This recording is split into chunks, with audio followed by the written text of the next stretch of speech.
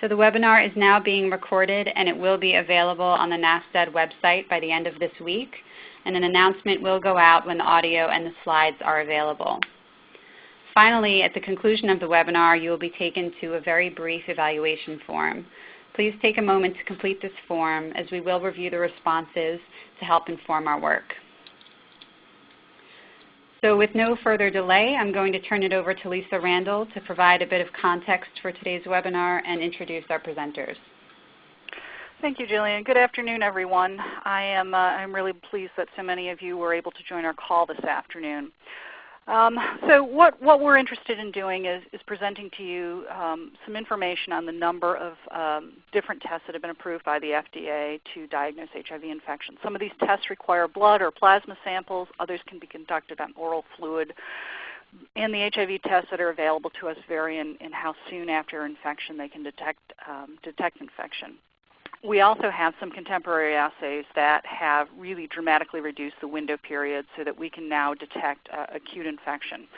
The tests that we have available to us today can be used in a variety of different kinds of testing strategies, including the traditional conventional laboratory testing, point-of-care rapid testing, which many of us are familiar with, followed either by a conventional supplemental testing to confirm HIV infection, or point-of-care rapid testing using one or two tests using an algorithm, followed by immediate linkage to care without a supplemental test to confirm. To help health departments better understand the tools that we have available and to make the most effective use of those technologies, we wanted to provide this opportunity for you to learn a little bit more about how some of your colleagues are employing new and emerging testing technologies and strategies in their program. And so today we're going to hear from 3 health departments. We're going to start with New Jersey, and Steve Saunders, who is the Director of HIV Prevention at the New Jersey Department of Health, is going to describe New Jersey's use of a dual rapid algorithm strategy, or dual rapid testing strategy. And he's going to talk about how this strategy has been employed as one important component of New Jersey's overall plan to strengthen their testing and linkage services. Then we're going to hear from Massachusetts. Tammy Goodhue, who is the Director of Capacity Building and Health Communication, and Barry Callis, who is the Director of Prevention and Screening Unit for the Massachusetts Department of Health, are going to talk about Massachusetts' implementation of the 4th generation conventional HIV testing in community-based and other settings.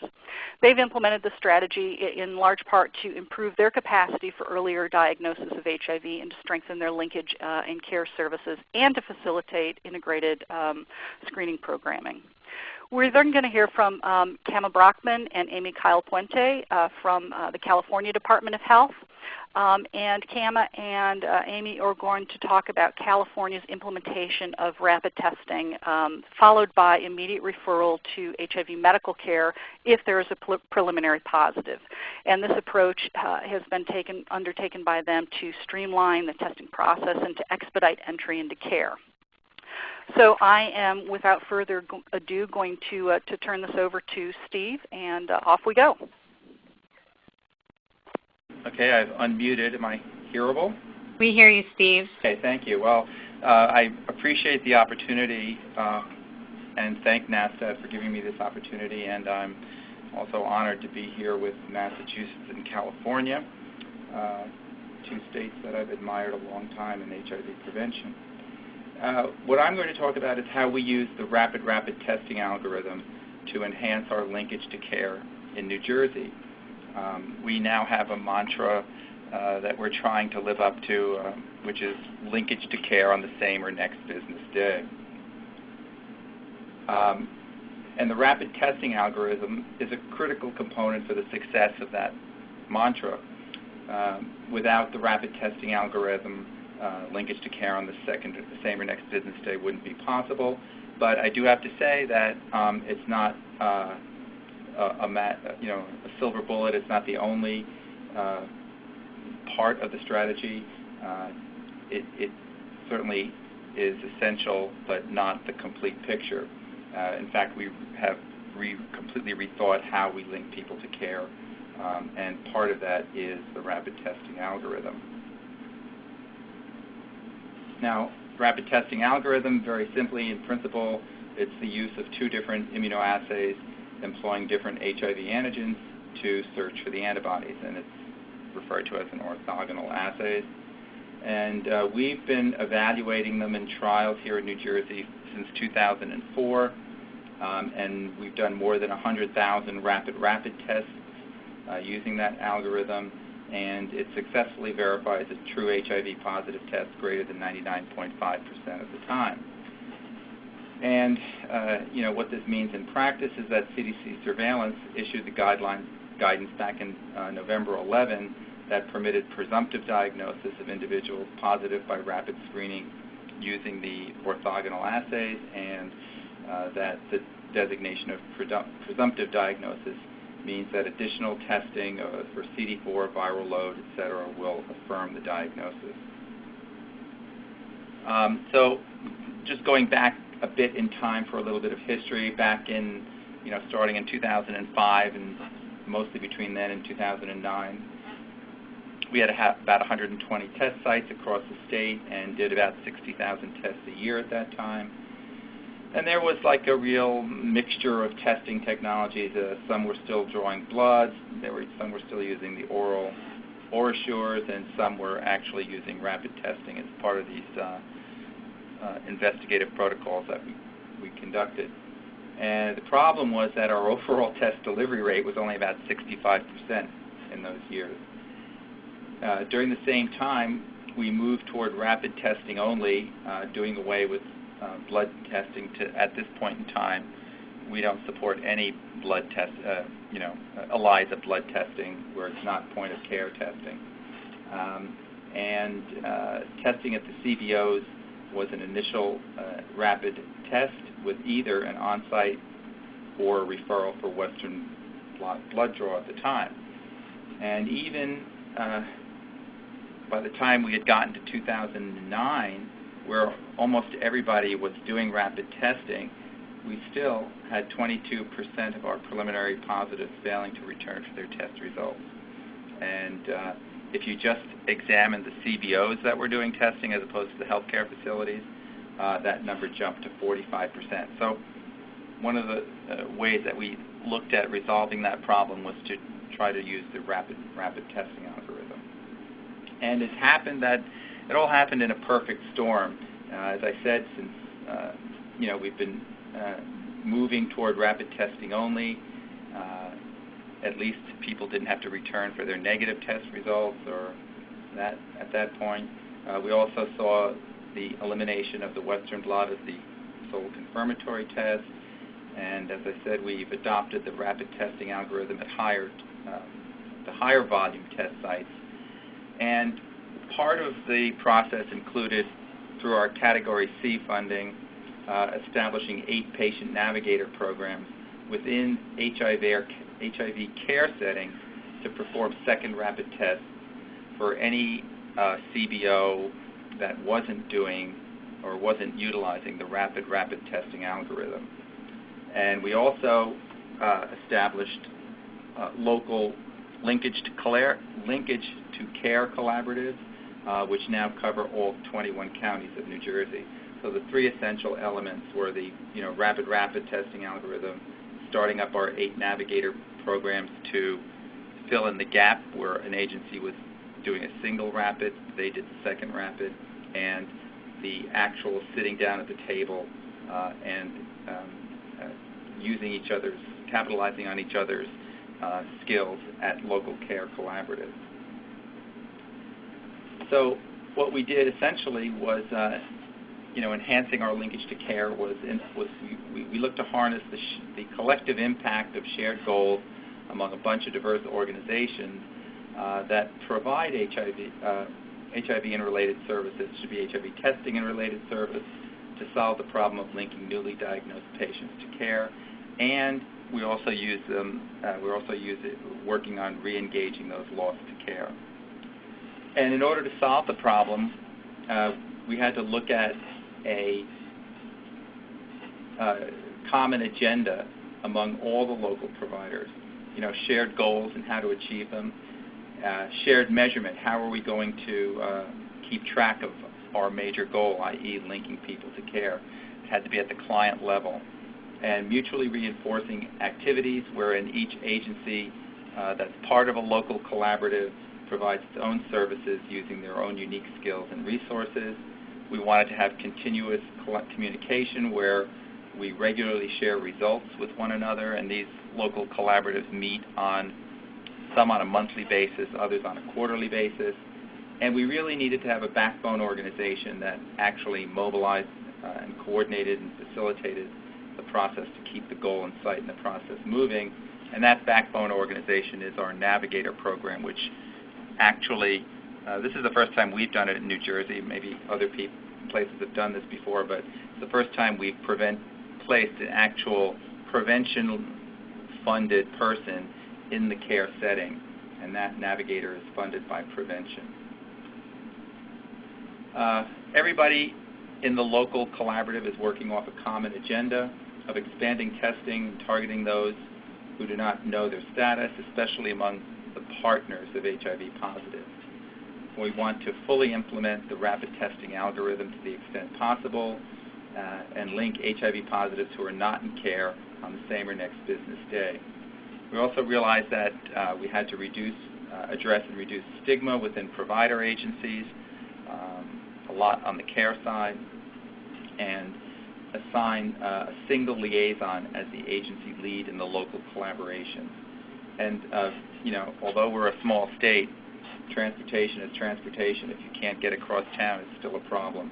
So transportation to facilitate a successful linkage is essential in the scenarios where the CBO does the first rapid test and the Navigator does the second rapid test.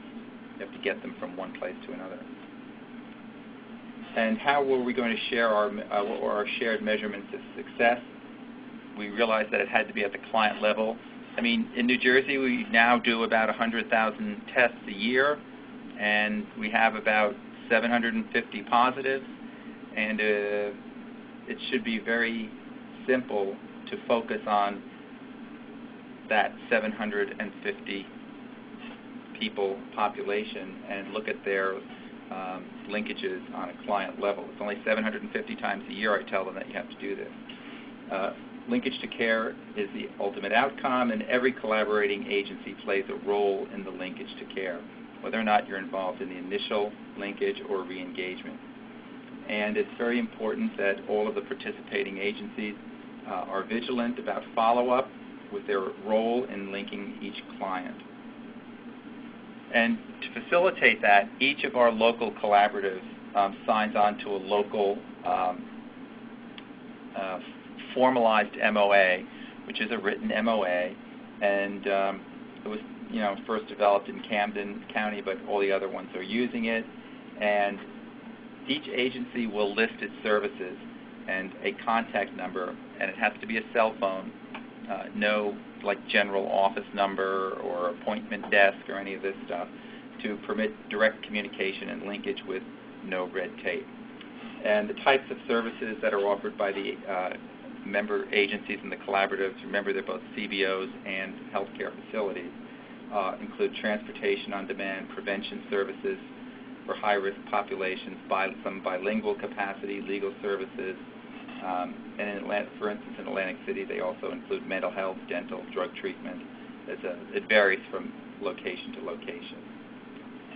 And the patient navigator programs that are the sort of like hub of the rapid testing algorithm, in that program, they're funded by our Category B and C funds, and as I said, they're employed by the ID clinic or EIP clinic, and they're essentially a prevention person working embedded in that care setting. We have 8 of them now in our highest prevalent cities: Camden, Atlantic City, Jersey City, Neptune, Patterson, Elizabeth, and we have 2 in Newark. And the patient navigator exists to enable better linkage to care. Their main activities are that they provide second rapid tests for patients testing positive on their first rapid test at the CBOs on the same or next business day.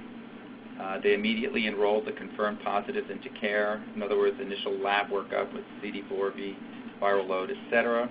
on the same day they get the second rapid test. They provide partner services for the new patients as well as existing clinics, and they use the traditional contact elicitation and social networking. And what we found is that we have, in Newark, we have some clinics with 1,500 HIV patients, and there are a lot of partners there that we may be able to have access to. And they also provide some treatment adherence and prevention counseling, and they are the collaborative point person on the MOA.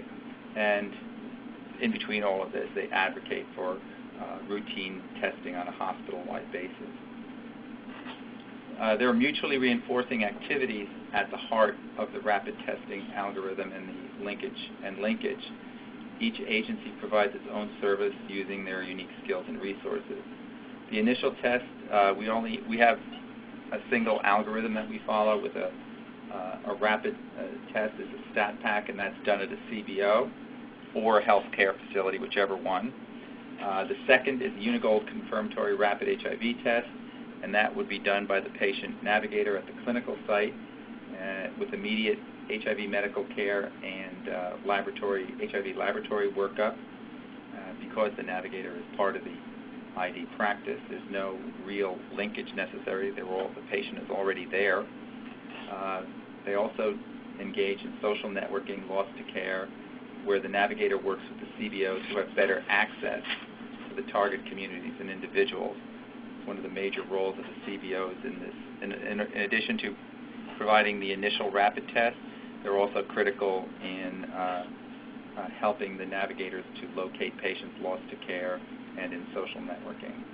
And the CBOs also provide ongoing HERR prevention for positive when they're referred back from the care site. When the local collaboratives meet, they discuss linkage to care sentinel events that have taken place over the past, whether it's month or quarter, whatever. And these sentinel events include a first rapid positive test conducted in a non-clinical setting that's not immediately followed by a second rapid test in a clinical setting. In other words, if that happened, they delve into the case and follow it up rigorously and find out what went wrong and work together to fix it. If the second rapid test is not followed by an immediate linkage to care, some places do their own rapid. The larger institutions will do their own rapid in healthcare settings, but they still will need to link the patient to care. If that fails, we look into that. Patients lost to care, whether referred by the collaborative or not, is a sentinel event. Any HIV positive who does not access antiretroviral therapy as soon as medically possible, HIV positive who does not have an undetectable viral load not otherwise medically explained, and out of care, any out of care HIV positive pregnant woman who doesn't experience the collective resources of the entire collaboration is a major sentinel event. And we do have some preliminary outcomes. We've only been doing this since July when we got our, we finally got our, if you recall, we didn't get Category C funding until sometime in March, and by the help time the state turned it out the door, it was July. So we have some preliminary results through July of 6 collaboratives reporting. The majority of the patients they're seeing are African American, 60%, and male, 69%. 17% of the patients are Hispanic, and interestingly, it's reaching a young 20% were 18 to 25-year-olds. And they performed a total of 240 HIV tests. That includes first test and second rapid test, with 86 positives. 36% of the tests they did were positive. 47 of the 240 tests were actual second rapids that they did for CBOs or other referring agencies, and 43 of them were positive. 74% of confirmed positives had the initial HIV lab workup within 2 working days. That doesn't mean that 26% didn't have workups, it just took longer than 2 days. 17 partners were tested with 4 positive. That's a 24% positivity rate. We tested 7 social contacts with 1 positive, and they re-engaged 88 patients back into care. And these are our preliminary data at this point in time. And there's one challenge and one thing I'd like to leave people with, that the rapid testing algorithm it can be expensive, and the reason is that the quality assurance is very expensive. The majority of specimens that are run for a second rapid test in an RTA are run to comply with the quality assurance requirements and the quality control, the proficiency testing, competency assessment. So most of the test kits that you use will be for quality assurance. Don't forget, only 750 are going to need second confirmatory testing, and each time one of those happens, and in between you need to run your quality assurance. Operators who use the specimen types infrequently can be easily confused, especially when they're under stress. And the conclusion is that it doesn't make sense for every single site to be a rapid testing site. Only those that have a high enough volume and significant enough positivity rate to utilize it. So that's basically how we use the rapid testing algorithm as part of our enhanced linkage to care program. And I hope that I'll take any questions at the end, and I'm very happy to turn over to the next presenter. So how do I mute? *7 again? Thanks, Steve. You can press *6 to remute your line. Thank you. And Tammy and Bernie, if you'd like to press *7, you may begin.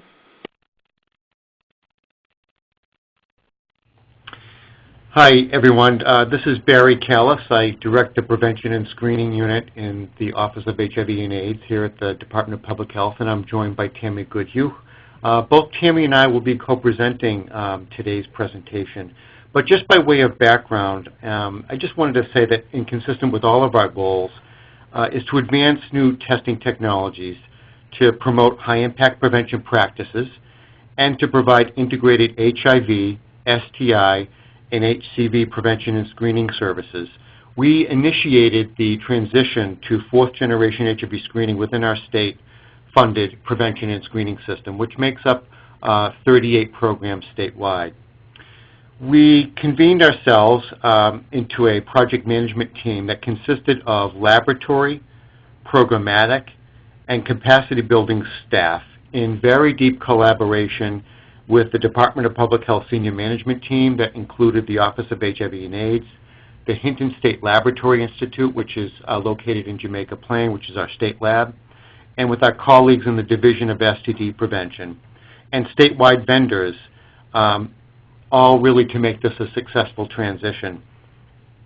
So our presentation is going to focus on how this happened and what the results have been to date, recognizing that this has we're just in the first 6 months of this transition. So we'll be talking about the planning, the capacity building, and the implementation team. We're going to be talking about the process itself, the results of our efforts so far, and lessons learned, at least those that we know of at this point.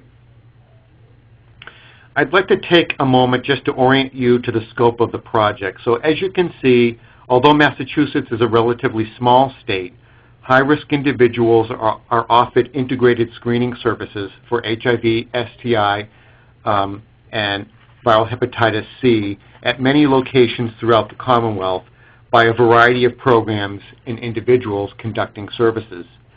These programs are located in close geographic proximity to client population groups in high incidence areas and at very high risk. Rapid HIV testing is offered at all these locations, and many of these locations also routinely draw serum samples, either initially or for a rapid test confirmation. All of those are to be sent or are sent to our state laboratory located in Jamaica Plain. About 60% of our sites are clinical, while the other 40% are non-clinical or non-healthcare community-based organizations. by the end of June 2012, all of the individuals that work in our programs, and this really approximately about 275 individuals, were trained, and all programs implemented a number of procedural changes in order to make the transition from third to fourth generation HIV screening. Before I talk about the capacity building and agency level changes, it's important to identify the team that was responsible for planning and implementing the shift. This was a very large shift. This team coalesced quickly and represented the required capacities to make this a successful transition. So in Massachusetts, we attribute the success of this transition to a true program and laboratory partnership. We had always had a very strong, or have a very strong partnership with our HCV, STI, and HIV labs. This even strengthens it further.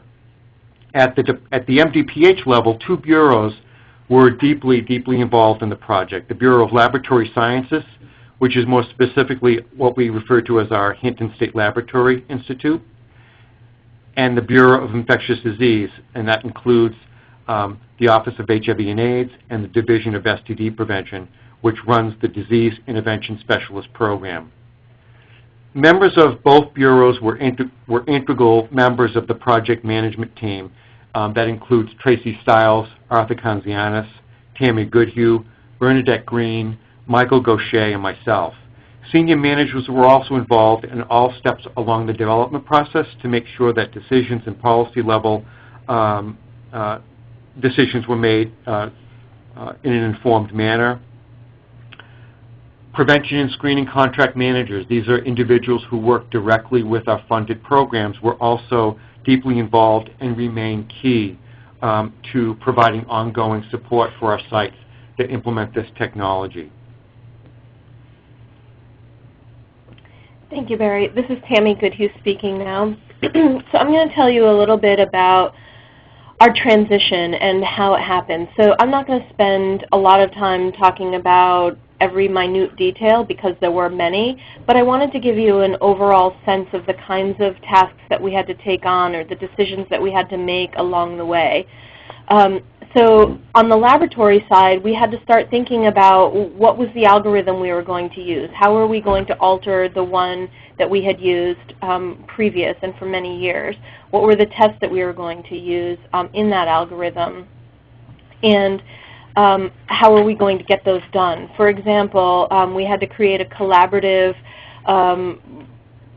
agreement with a laboratory in Rhode Island because we don't have the ability in our own state to do NAT, but that was going to be an integral part of our algorithm. So we made an agreement with Rhode Island to make that happen. We also, once we developed the algorithm, we had to validate that, both the algorithm and the tests that we were going to begin using because we had not been previously using them. Then we also had to determine what language we were going to use for the results and get that approved at many different levels. There was an IT systems configuration issue that had to be worked out, specifically related to generating the new results language. And we also had to think about the specimen handling procedures that had to be modified for the new tests that we would be using because they had different specifications. So, for example, how long the sample would remain viable for that test unrefrigerated. Those are the kinds of things we had to take a look at. On the program side, we had to think about how we were going to get all of our samples shipped across the whole state, including an island, within the designated 2-day time period that the fourth-gen assay that we were using required. And how were we going to get buy-in from our community partners, our CBOs that were doing this work? And then we had to think about what was the client messaging that we had to figure out. So on multiple levels, we had to figure out what was the messaging that health department staff needed to really understand. Then we had to think about what was the level of information that our providers had to understand, and what was the level of information that our clients had to understand, and how were the providers going to communicate what they knew to the clients in a way that the clients would understand. So those were all things that we had to begin thinking about and develop. Then, because we'd never had an ability to detect acute infections before in our system, and we were very excited about the new ability that this algorithm afforded us, we had to figure out how are we going to handle acute infections? What's the response going to be like? And how are we going to communicate all of this to our providers in a very short period of time and get them on board? So we had to develop a curriculum and supportive materials for our providers. We had to deliver a training, and we also had to deliver technical assistance as well. So I'm not going to spend a lot of time on this particular slide, but I wanted to give you a visual about the various components that we were working on simultaneously throughout our transition component, our transition timeline. So we had to, as I said, work on the algorithm and the results development, basically starting in January right through now. We had to work on our shipping system from the beginning, and we're still doing some ongoing troubleshooting at this point. We had to work on our training and support, and again, mostly we're done with the training component, but we're still providing various levels of support. We had to develop materials and policies, and in some cases we had to modify those along the way as we learned more from our providers in real time about how this was working. You know, sometimes you develop a policy and it works well in your head and on paper, but then in implementation it's something different. So we're being really responsive to anything that we need to. And then, as I said, we also had some IT and other logistics that we had to work out. So our project management team that Barry talked about worked on all of these things throughout the time frame. The most intensive time, though, was January through May. By June, we had made the transition, and really everything that's happened since June is to support the implementation as opposed to plan for it or begin it. So I'll take a minute to walk you through our new testing algorithm. So it begins with a 4th generation EIA, so it's a combination antigen antibody test. It does require a serum sample, and it does require that the sample be sent to the laboratory within 2 days. Then once it is received at the laboratory, the laboratorians conduct the test, and they actually do it in duplicate. If it is non-reactive, then we know that the person, as long as they have waited 2 weeks from the time of their last exposure, we decide that that is negative or non-reactive for both HIV-1 and HIV-2. This assay that we use does pick up HIV-1 and HIV-2 antibodies and antigens. So if it's reactive, then we move on to a multi-spot, and that's an antibody-only test, so it does not have the ability to detect antigen, but it does have the ability to detect HIV-1 and HIV-2 antibodies and distinguish between the two of them. So we have 3 possible outcomes of that multi-spot test. We have HIV-1 positive, HIV-2 positive, or we may have a sample that tested reactive upon the 4th generation EIA, which remember is an antigen or antibody test. It can pick up either, but it doesn't distinguish which. So once we do the multi-spot antibody-only test, it may be non-reactive.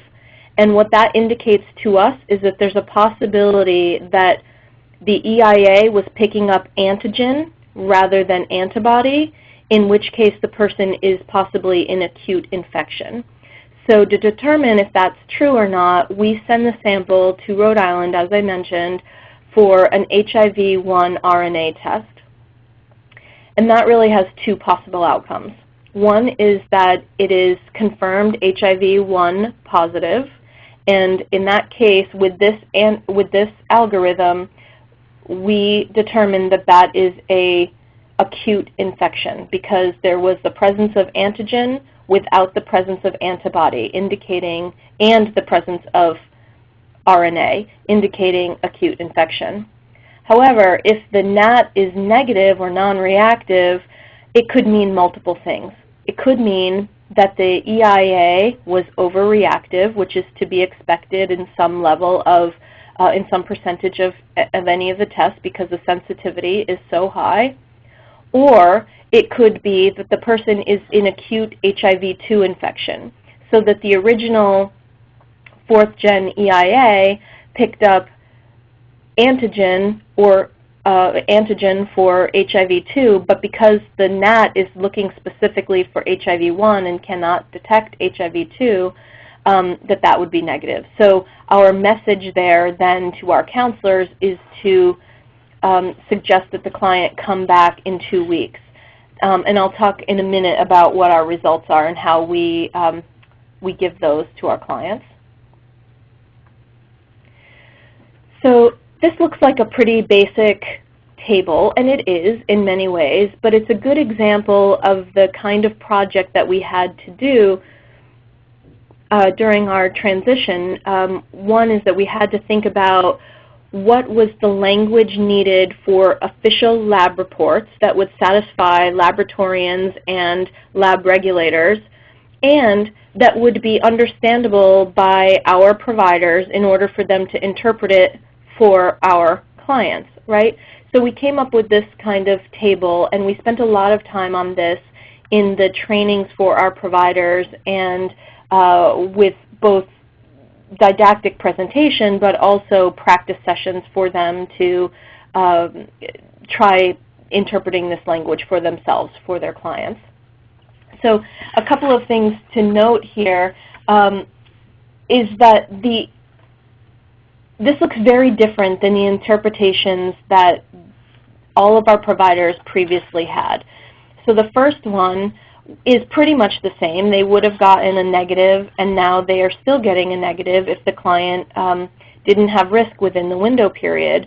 But there is one big change here, and we spend a fair amount of time talking about this as well in our trainings and in our message development, that the window period has changed. So here our interpretation is, if the client did not have risk in the 2 weeks prior to the test or since, then the client doesn't have HIV. So our new algorithm, because of the antigen component in the EIA and then the follow-up as necessary with the RNA, we are able to really reduce our window period to 2 weeks. So that's been a significant point of buy-in for our providers and probably for our clients as well. And obviously we still have positive, and we're able to say whether it's HIV-1 or HIV-2. And then we have also the ability to detect, as I said, acute infection and give someone really different information. So we can say, not only are you HIV positive based on this test result, but it looks like you were recently infected in the last 2 to 8 weeks. And that has really specific implications, and we're going to connect you to a disease intervention specialist and also an ID doc immediately. So we'll talk a little bit more about that in a moment. But this chart is really not showing you all of the implications that each of the interpretations has, but that was part of our training and ongoing support for our providers.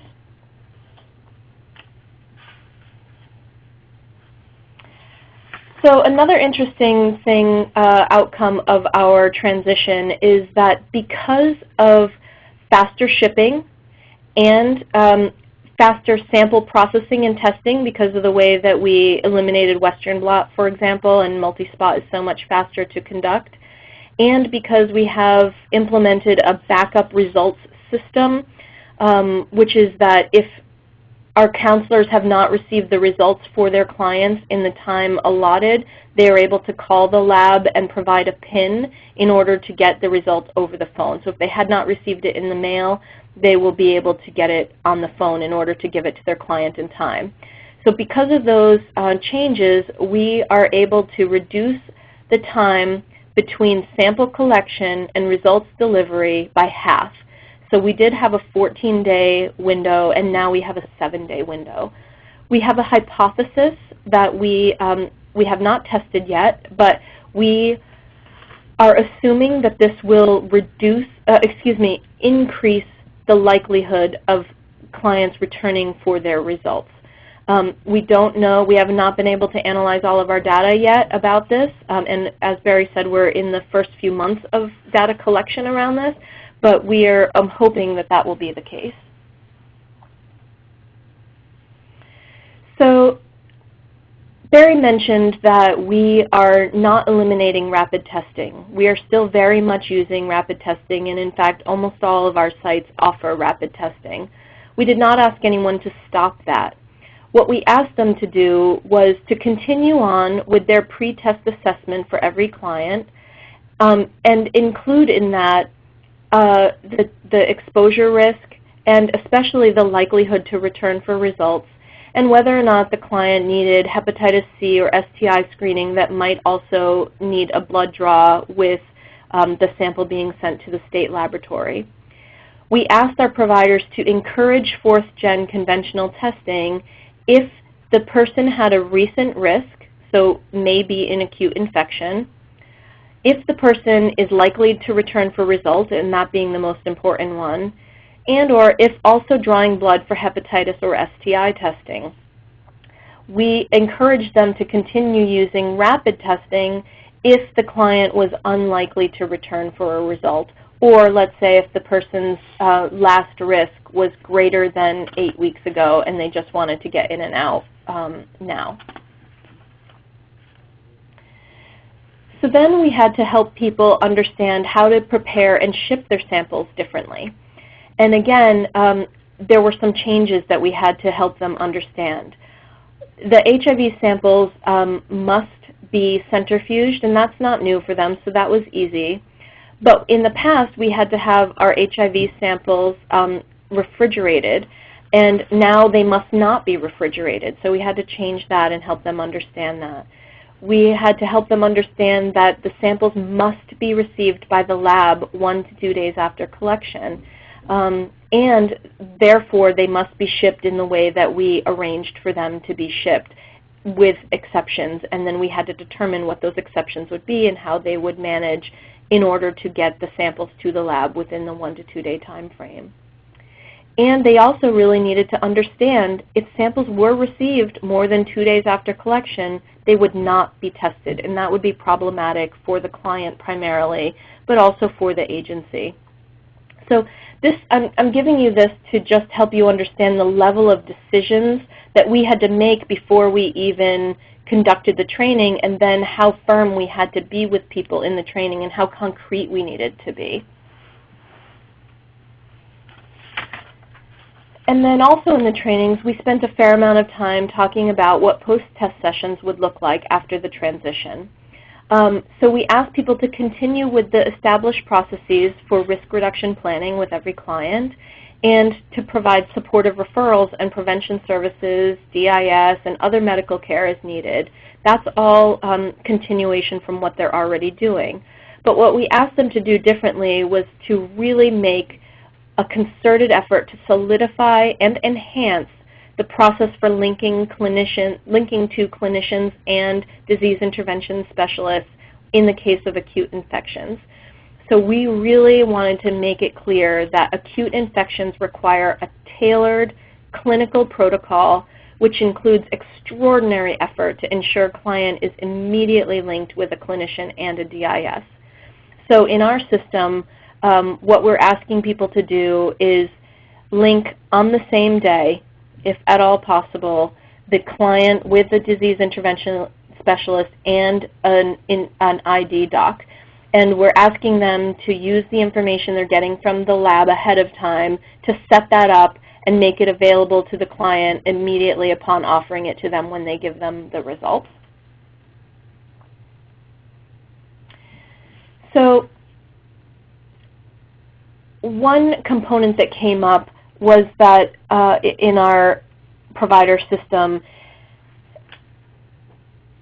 is that they were not eager, I think, to get their processes, their internal processes and systems changed, and didn't really understand the necessity of making those things happen immediately. So we didn't want to be scary, we didn't want to employ scare tactics per se, but we wanted them to understand that if they didn't get their samples to us in the prescribed manner, the samples wouldn't be tested, and therefore they would have to describe to the client that by their own error they don't have a result to give to that client, and that a retaking would have to take, a resampling would have to take place. I just want to address a comment that we were asked to clarify on the webinar right now. Right now, about 60% of all HIV testing in our state is done using rapid testing technologies, and 40% is serum. We're likely to see a change in that with this new technology. So I just wanted to be sure that you all had that as we were presenting. Next, I want to talk about the results. And again, this has been a project that's been in place for 6 months.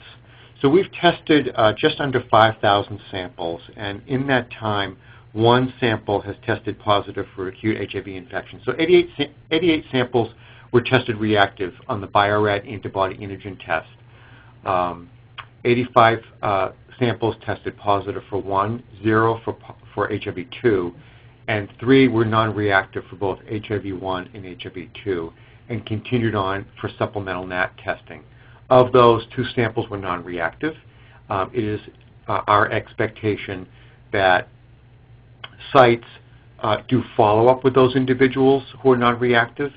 1 sample tested positive for HIV-1, indicating acute HIV infection, and that client was responded to immediately and received extraordinary efforts to engage him in accessing infectious disease services and disease intervention services. Next, I want to just summarize some of our lessons learned so far. Implementing a new standardized shipping system was time-intensive and remains to be a system that we continue to monitor and provide attention to. So we've had to both understand the parameters of the new transport method. We had to really understand, negotiate, and setting up the corresponding systems at the organizations in order to send those samples within 48 hours to our state lab. It required initial and ongoing training and monitoring of program sites. That included troubleshooting some barriers that we didn't anticipate. While the primary method of transport is using UPS Campus Ship, we have asked all of our vendors to have backup transport systems in the event that they need to use that. So that was one lesson learned. Another major lesson learned is that program sites needed multiple engagements during this transition, as would be expected. So that included the capacity building, the training and technical assistance that was offered to program managers or coordinators of our sites, as well as the staff conducting integrated screening services. There were, as Tammy mentioned earlier, we learned very early on during the planning that we needed to provide very concrete and specific materials with examples. Because this was a fairly large change in our system, we wanted to be sure that we were successful, and we wanted to be sure that we provided concrete instruction on how to support this transition. We've done a lot of quality assurance and ongoing monitoring and support to our vendors. There was a period of time when this test was being validated, which we got the chance to work with a small subset of programs to really iron out some of the systems around transport, which helped in the larger transition. The last theme that I wanted to highlight around a lesson learned is that relying on a multidisciplinary team to plan and implement this transition was critical to its success. So without our partners in the Division of STD, without our partners in the laboratory sciences facility, and without us, we could not have been as successful as I think we were. We have some new systems in place to exchange about the quality of our specimens and follow up immediately on submission errors, for example. We continue to provide feedback to one another around the transition, and we are always ready to make course corrections and to communicate those course corrections to our vendors. And I think flexibility is also an important factor here. We responded to things that we could not anticipate, even though I think we anticipated the large majority of things that we had to be prepared for. We are flexible and adjust when we need to do that. So those are the three main themes of the lessons that we learned. So these are all of the people who were involved in the planning and the delivery of the training and capacity building activities that we did with our vendors. These are all the individuals that helped make this a success. This last slide highlights Arthur, myself, and Tammy's phone and contact information should you have any questions. Thanks very much for your attention today. Thanks, Tammy, and thank you, Barry. We do have one quick question for clarification. From your results slide, Barry, is the proportion shown there representative of all testing done in the state, or is that limited to Category A and B testing? That is for all testing done in the state. Okay, thank you. That is funded by the Department of Public Health. So with that, if you want, you can remute your lines by pressing *6. And we'll now go to California. So Kama and Amy, if you would press *7, you can begin.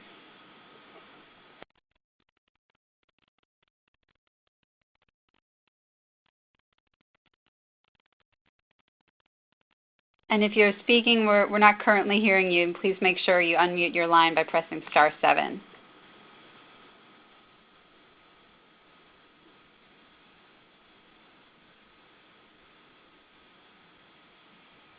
Hello, this is Kama. Hi, Kama. We hear you now. Thanks. Sorry about that. I was hitting the hashtag. So thank you for this opportunity. I'm Kama Brockman from the California Department of Public Health, and I'm joined by Amy Kyle Puente, and she'll be talking a little bit later on in the presentation. I really appreciated hearing those previous presentations, and I actually have several questions, so I'll get right to what I'm going to say so we can get to the discussion portion. Our contact information is on the first slide, so if anybody has any questions about this later. Let's go to the next slide. So the background on what we're doing, which is immediate referral to HIV care after a rapid HIV screening test, comes from the 2010 HIV Diagnostics Conference. There was a presentation of the updated HIV testing algorithm that was, at the time, we were told soon to be in place, and we're still hoping that that will happen. Basically, I think as we all know, the testing algorithm is changing because the screening tests are now more sensitive and more specific than HIV confirmation tests, the Western blot and IFA. Although with screening tests, supplemental tests are necessary. And we also know that HIV care settings are retesting new patients. They have to have their own positive HIV test results on file. I also was remembering as I was re-looking at these slides that I was at either 2007 or 2009 prevention conference, and I saw New York State present on some of their data where they looked at the multiple Western blot tests that several of their patients had. They were able to look at their surveillance data, and many had 3 or 4 Western blot tests, and and some even had as many, as I recall, 10 or 12. And so kind of putting all of that information together at this diagnostics conference with a couple of other people from California, some of you might remember Terry Dowling, we wondered if there was a way to decrease HIV confirmation tests, the HIV confirmation tests that a patient receives, because those are expensive.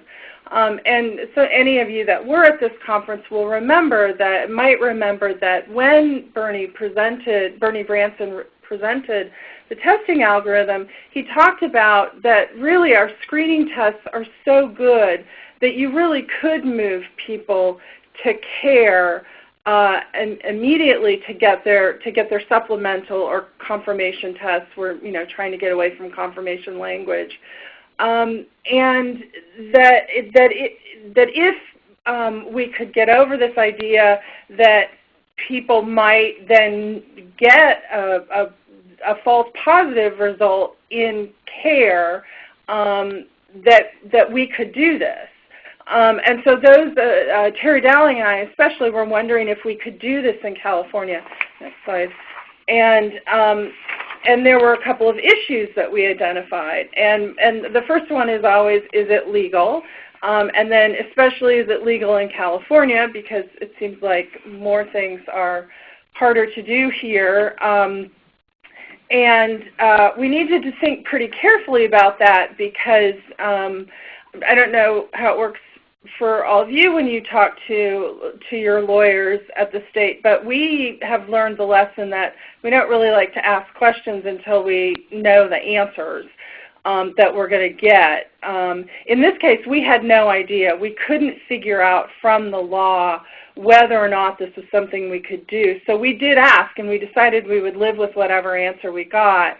And it turned out that our attorneys did tell us that this was something that we could legally do in California. And so we moved forward from there, thinking about how it would affect HIV counseling and testing sites, and then also how it would affect HIV testing in healthcare settings, which were, at this time, were places that we were trying to do more HIV testing. Another is who is responsible to verify that the client or patient gets to an HIV care site for the supplemental testing. And then a big issue had been in the past, as we'd looked into this, will these HIV care sites accept these patients without a confirmed HIV test from somewhere else?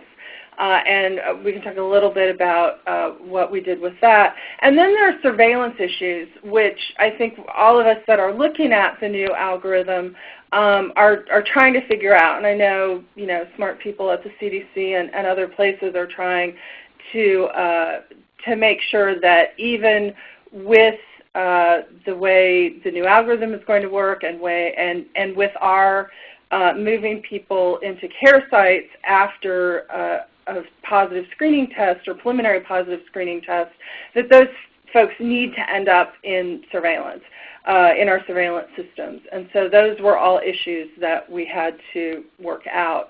I'm mostly going to talk about implementation. And so this next slide is a policy letter that we sent out to all, actually I think it's an all interested parties, but we sent it to as many people as we could think of, a lot of different healthcare settings, and certainly all of our funded HIV counseling and testing sites, what we're now calling HIV targeted testing, and let people know that they could do this. And so I haven't given you the whole letter in the slide, but there is a link. There's our link to the letter, which is on our website, if you have any interest in kind of how we sent this letter out and talk to people about it. We also then, the first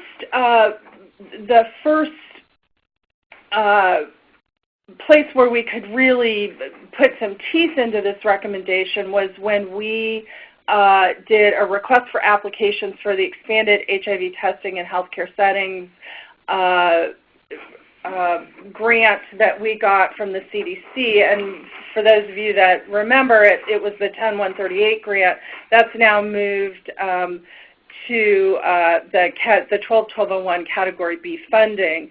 And I just have put the language that was in the RFA, and again, I'm not going to go through that, but it was basically encouraging the applicants that if they could show us that they were planning to move people to HIV confirmation testing with a preliminary in an HIV care setting, that their application would receive more points. And and I'll tell you, I'll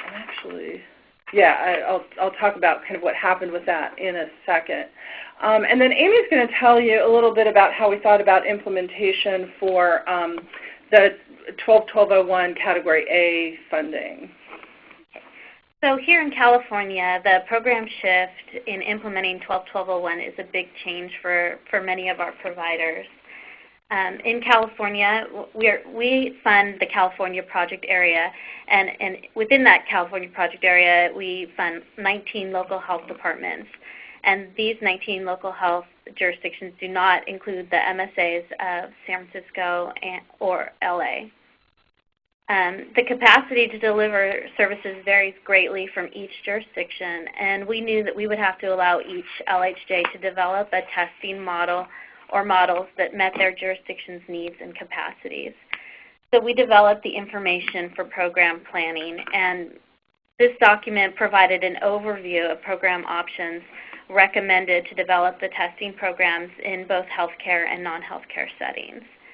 So at this point in the implementation, we are not being too directive, but as we move forward, we plan to provide more directive recommendations where appropriate.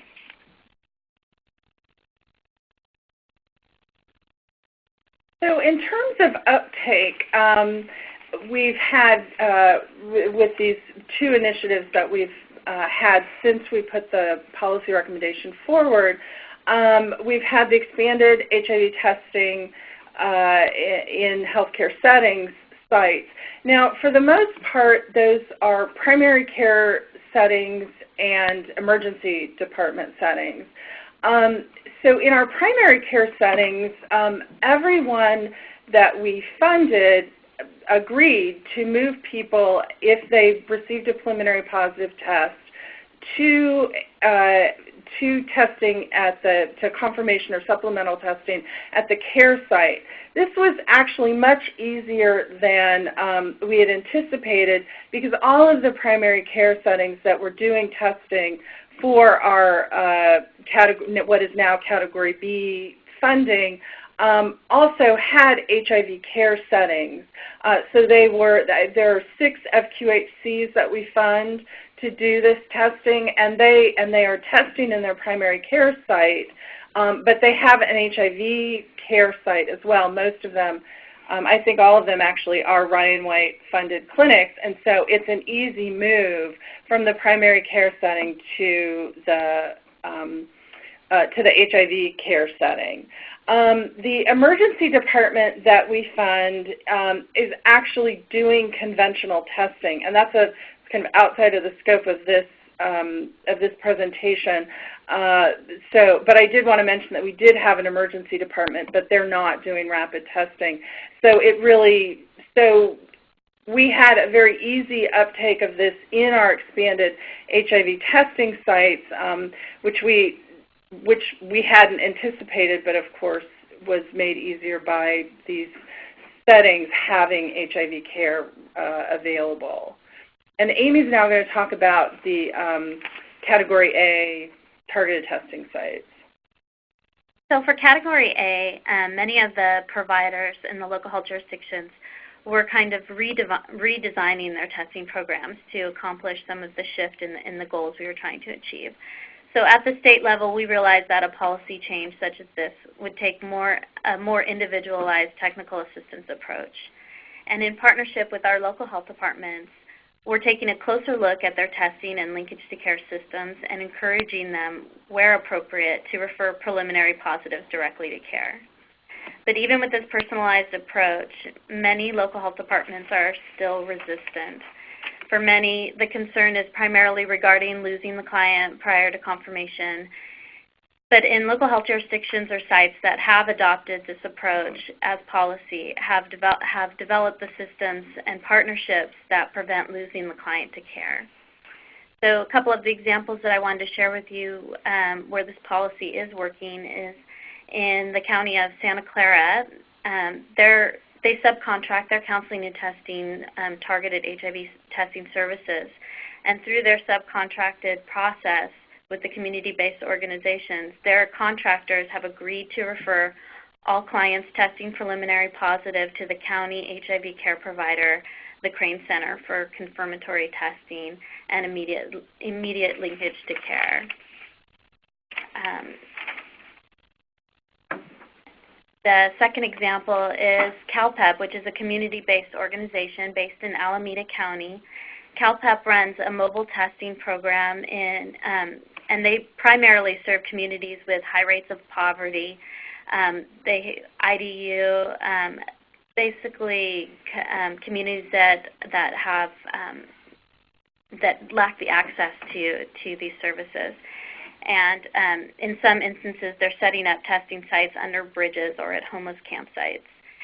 CalPEP has created partnerships and agreements with 3 local HIV care clinics in their community to provide medical appointments within 24 to 48 hours after a preliminary positive result is disclosed. And in some cases, CalPEP is taking that extra step and actually providing the transportation for the client to that appointment. So just to wrap up, going forward, we will continue our technical assistance to local health jurisdictions and our other contractors, especially in years 2 through 5 of the 12-1201 Category A funding, and any other folks that we bring on that will be doing expanded HIV testing in healthcare settings. We also expect that we will be doing training and technical assistance around the new testing algorithm, and that when we do that, we can also talk about this policy and the potential that it can provide for cost savings. On the other hand, I also expect with the new testing algorithm that we'll see more, especially healthcare settings, move to conventional testing and possibly away from rapid testing. And so this would obviously be less of an issue for them. So that's what we have to say about our policy, and hopefully we'll have more implementation information or actually uptake information over the next couple of years. Thanks, Kemma, and thanks, Amy. At this point, for all presenters, please unmute your lines, which is to do so, please press *7. And we invite anyone listening in to also unmute your lines if you have a question.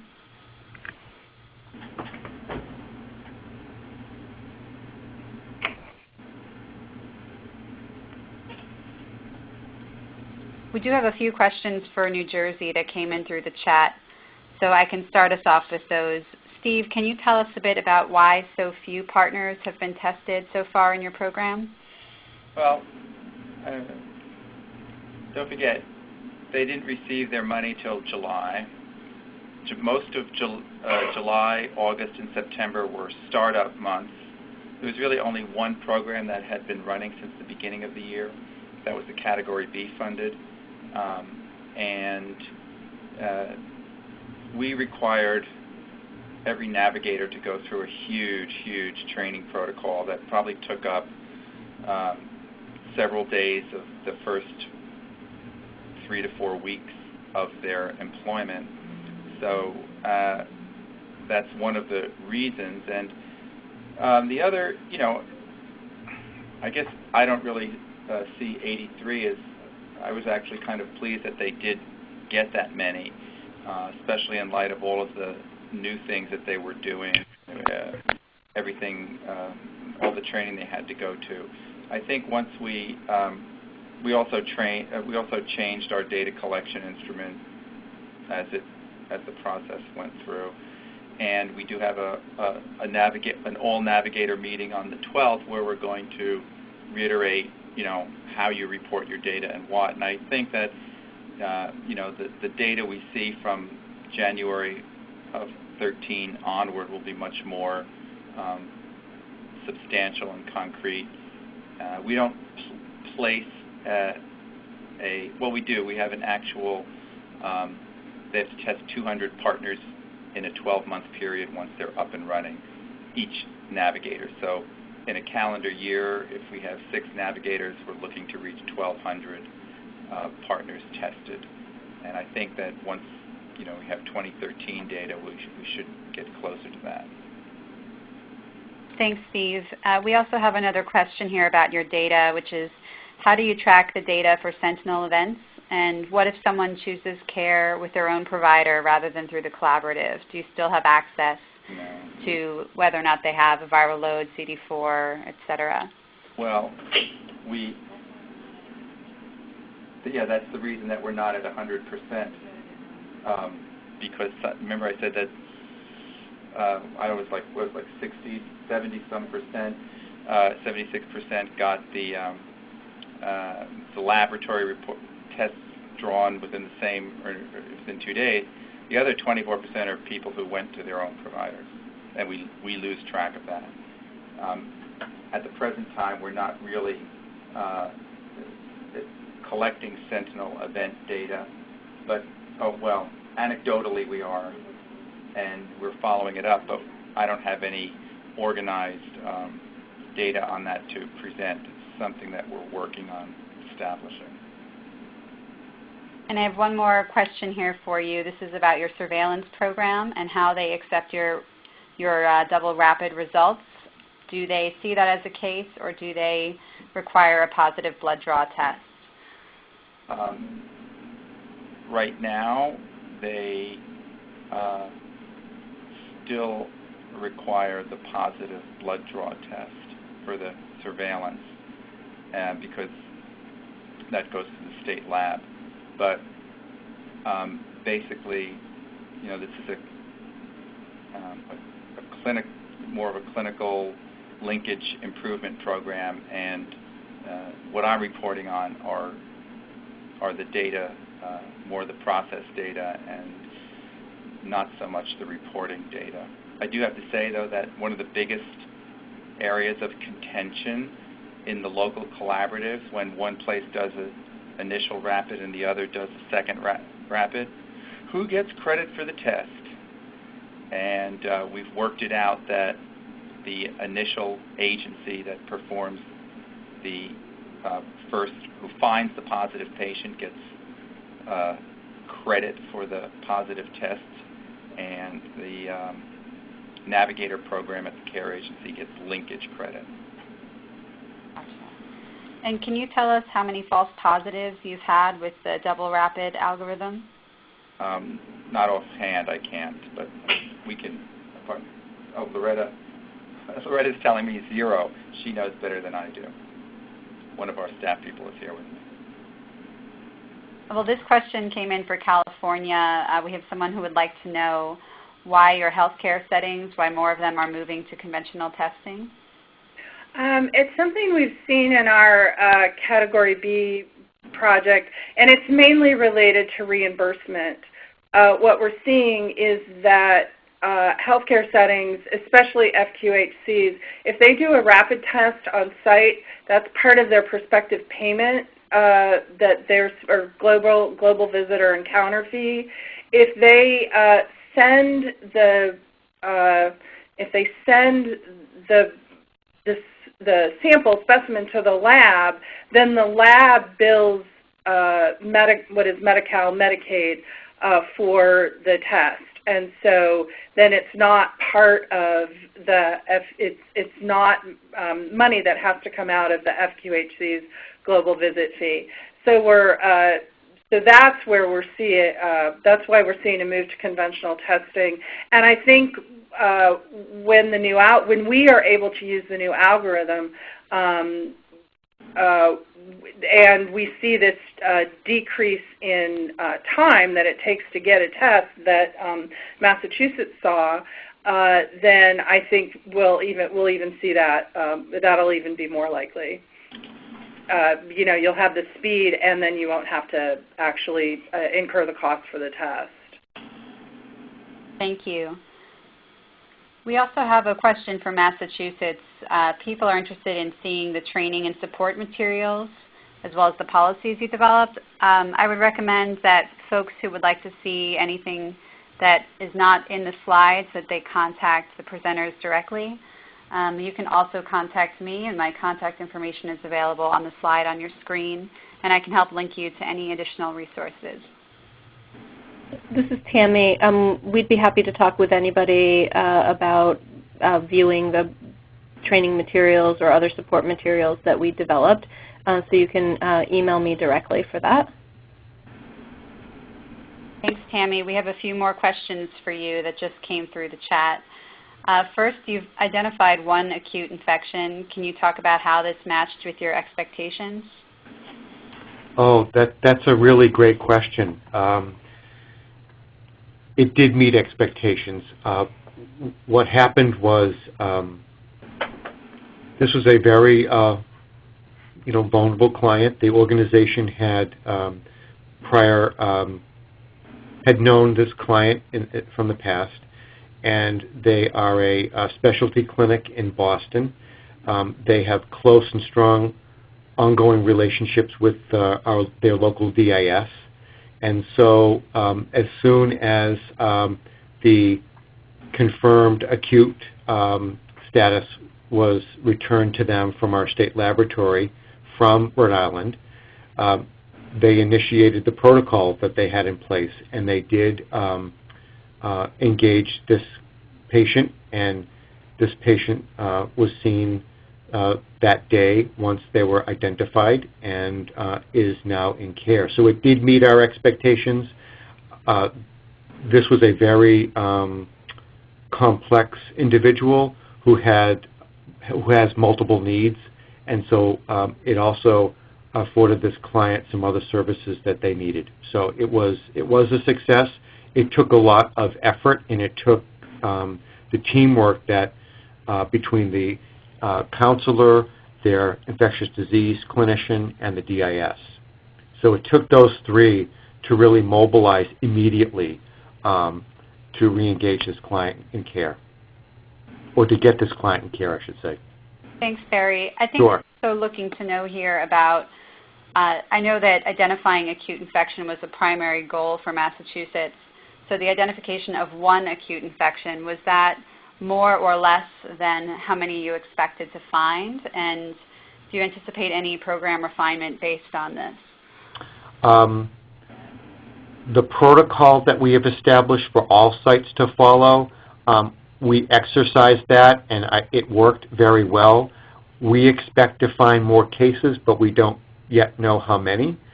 This is something that we have a very close monitoring when it does. Okay. I think nobody really has any way of anticipating how many people will come to our testing sites during the time when they are acutely infected. We have confidence that our algorithm will detect those if they do present at that time, but it's just too early to know how many will show up. We do expect maybe at some point to see a cluster. So if we see one person in acute infection, we may stumble upon several others, depending on who the source patient was, I suppose. But we just don't know that yet. I just want to also add the importance of other services that are provided by our organizations in addition to integrated screening, the importance of really exceptional client recruitment and outreach. That work is really essential to cultivate relationships, to support people to get into screening, and to support them through the process. So I just wanted to underscore the necessity of those services. provided by CDC through Category A. Thank you, Barry. And we have another question from Massachusetts. Can you practically describe what your risk assessment, as well as the way you look at the likelihood of the client returning, what that looks like? Do you have a standard script that could be shared? I don't know if we have a standard script. We have been training our providers for many years about doing a comprehensive risk assessment during the pre-test session, and that has it's multifaceted. We did talk about, and we can share the information that we sent around related to altering the components to be sure that we're talking more or focusing more on the likelihood to return. So one thing that we did in our training is to say, this is not to be based on an assumption that the counselor is making or based on what's convenient for the counselor. So for example, many of our counselors only previously conducted rapid testing. So it was not in their best interest, or convenience at least, to suggest that a client have a conventional test that was not going to be offered at that site in that moment. So we told people, if the person has a high risk within a short time frame and is likely to come back for results, you need to make an arrangement with that person to get tested elsewhere, or you need to increase your capacity at your agency to offer phlebotomy, to offer conventional testing. So we talked a lot about that at various components or various moments during the training. And we also talked about, as I said, not making an assumption that a particular person wouldn't come back for testing, for results. For example, we said, don't assume that homeless clients cannot come back for results. Many of them can. You have to ask them, are they motivated? Are they interested? Are they more concerned about their recent risk? Or are they transient and really not able to commit to coming back in a particular time frame? So we talked about that in slide sets, and we also designed activities during the trainings for people to explore those issues, including case studies. Thanks, Tammy. And we have a few more questions through the chat, but I know we're getting close to our time here, so I want to invite folks to unmute themselves if they have a question that they would like to be addressed.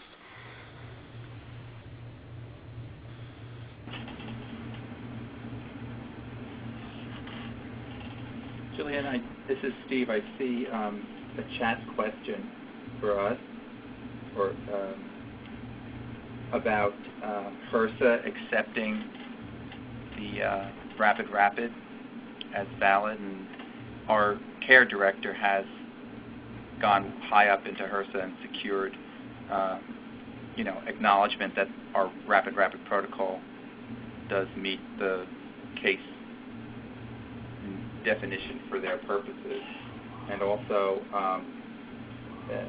somebody asked about discordant test results where the initial rapid is positive and the second rapid is not positive, and all of those discordant test results are turned over for NAT testing at Robert Wood Johnson, who is our testing contractor.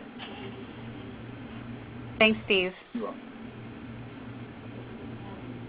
Hi, this is Cam. I have a couple questions for Massachusetts, and if you need to, and I can talk to them offline. But I'm impressed that you got your lab to agree to use the new algorithm before it was recommended by the CDC. And so it sounds like you didn't have any statutory or regulatory barriers to that, which is what we're facing in California. And I just wanted to confirm that, or are you running a parallel Western blot as well, which is what we had to do, which is what we would have to do at this point if we wanted to use the new algorithm.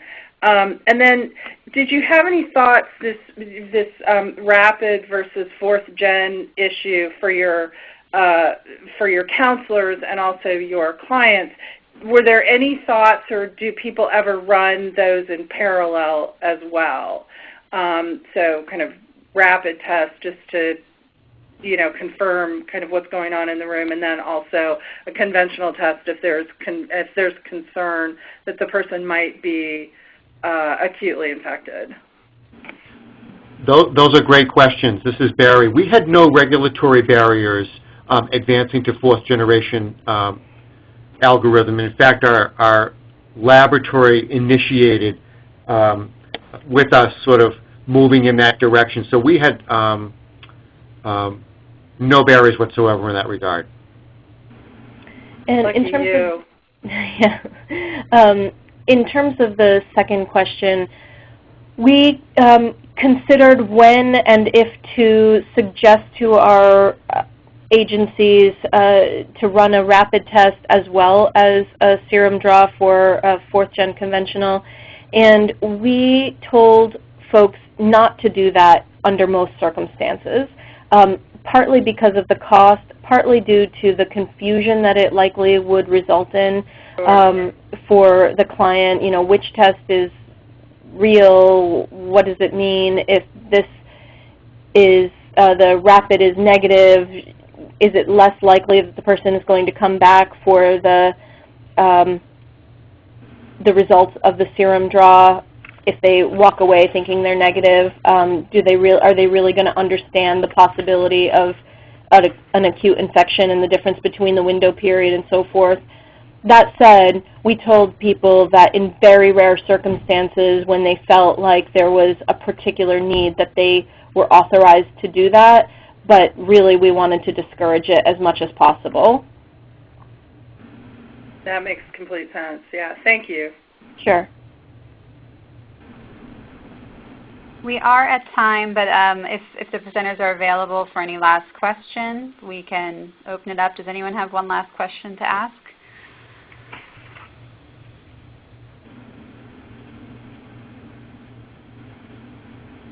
Well, in that case, we will conclude the webinar. Thank you so much to all of our presenters. Please feel free to follow up with me. As I said, my contact information is on the slide. If you have any questions, I can also help get you in touch with the presenters if necessary. And as I mentioned, this webinar will be available on our website by the end of the week, as will the slides. Thanks a lot, everybody. Thank you. Thank you. Thanks.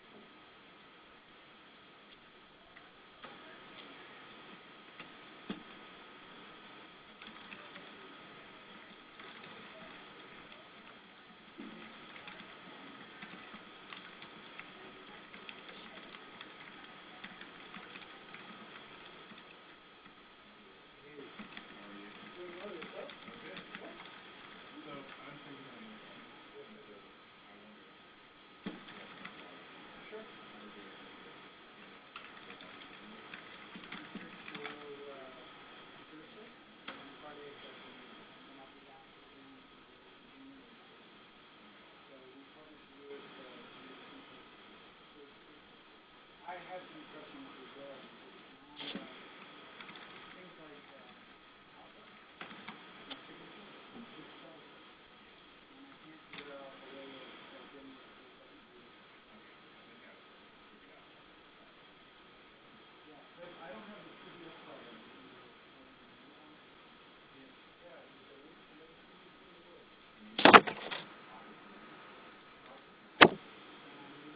But I also have the ability to...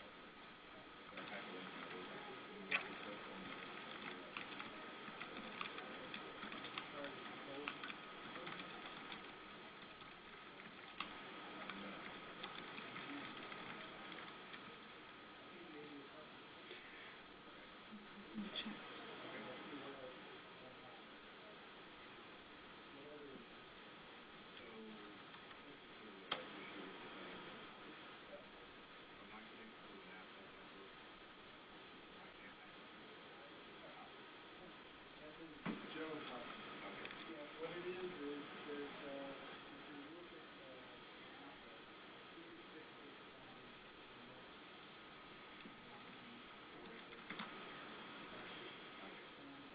Mark was having the same problem again. So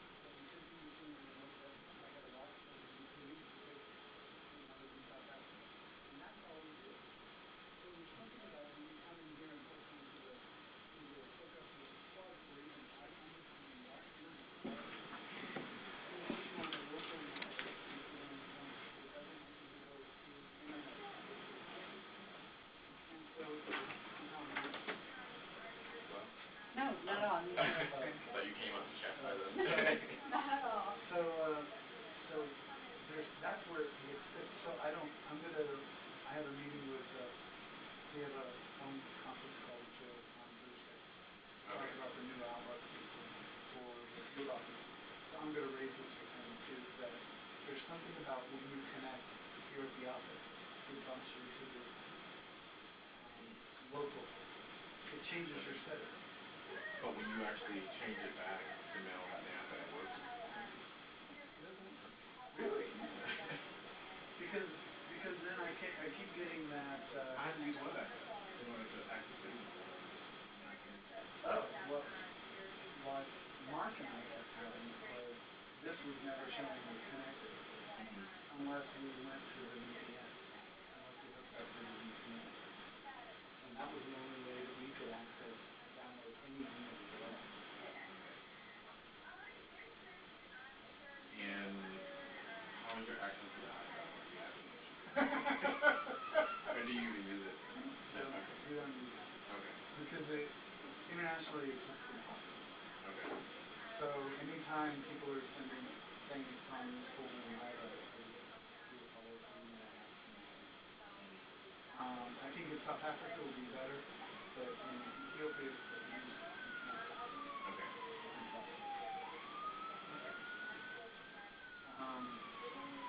So how did you address the signature thing? Because it still comes up. I essentially, instead of copying and pasting, I essentially rebuilt the signature in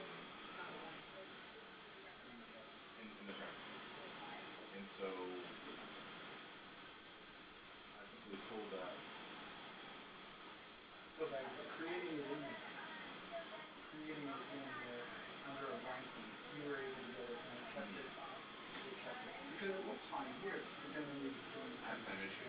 But what could probably be the case is I could send you my signature, or you could copy my signature because I created all the actions. You won't have to send it.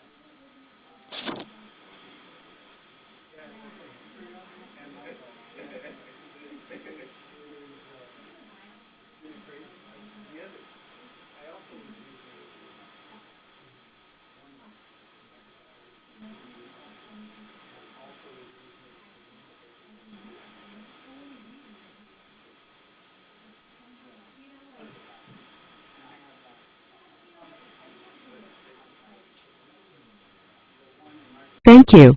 Please stand by.